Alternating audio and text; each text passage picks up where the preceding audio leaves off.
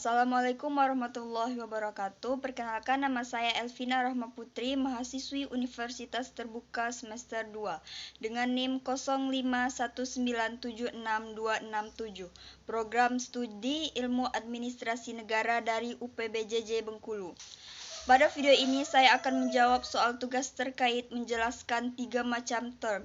Yang pertama, term berdasarkan konotasi. Term berdasarkan konotasi mengacu pada sifat atau atribut yang melekat pada suatu konsep. Konotasi merujuk pada makna intensional atau sifat esensi dari suatu term. Term berdasarkan konotasi dibedakan menjadi dua. Yang pertama, term konotatif, yaitu memiliki makna yang mencakup sifat-sifat tertentu, contohnya manusia. Konotasinya adalah makhluk rasional, berakal, dan berbudi. Yang kedua, term non-konotatif atau absolut, hanya merujuk pada objek tanpa menyertakan sifat esensial. Contohnya batu, hanya merujuk pada benda tanpa mensyaratkan sifat tertentu. Yang kedua, term berdasarkan denotasi. Term berdasarkan denotasi merujuk pada cakupan objek atau individu yang termasuk dalam term tersebut atau ekstensi. Term berdasarkan denotasi dibedakan menjadi 3. Yang pertama, term singular atau tunggal, hanya merujuk pada satu objek tertentu. Contohnya, Presiden Indonesia saat ini, hanya merujuk pada satu orang. Yang kedua, term general atau umum, merujuk pada banyak objek dalam satu kelas, contohnya anjing, term umum untuk semua jenis anjing. Ketiga, term kolektif, merujuk pada kelompok sebagai satu satuan, contohnya tentara, merujuk pada kesatuan bukan individu. Yang ketiga yaitu term berdasarkan predikamen. Predikamen adalah kategori-kategori dasar keberadaan yang dikembangkan oleh Aristoteles untuk menjelaskan segala sesuatu yang ada di dunia. Predikamen membantu dalam memahami hakikat atau sifat ontologi suatu term, bukan hanya bagaimana term itu digunakan dalam proposisi. Lanjut, contoh bentuk sesat pikir atau logical fallacy dan bagaimana agar terhindar dari logical fallacy.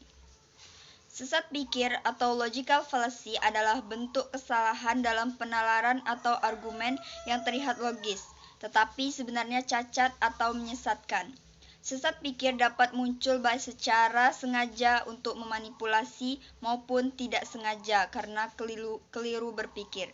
Bentuk-bentuk sesat pikir yang pertama ada ad hominem, yaitu menyerang karakter pribadi lawan daripada argumennya. Contohnya, kamu tidak bisa dipercaya soal perubahan iklim karena kamu bukan ilmuwan.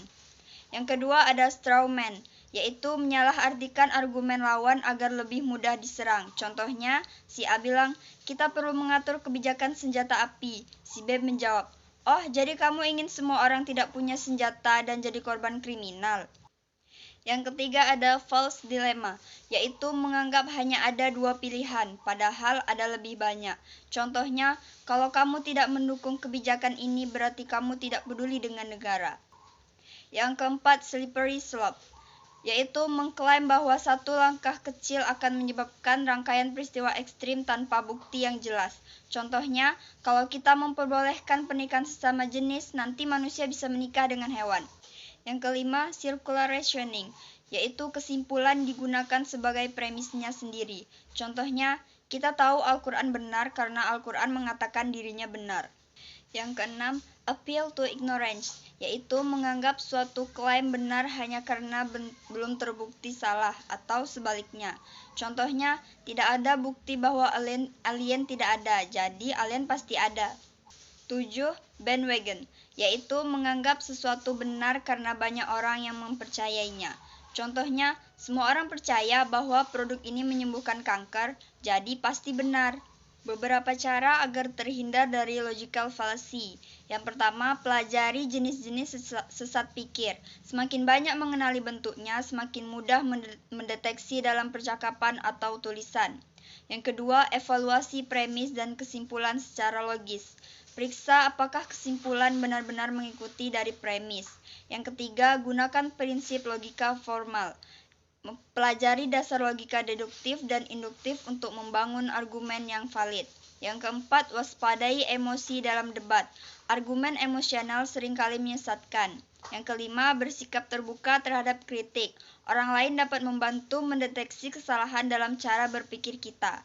Yang keenam, kritis terhadap sumber dan data. Jangan percaya begitu saja pada argumen populer atau viral tanpa bukti yang valid.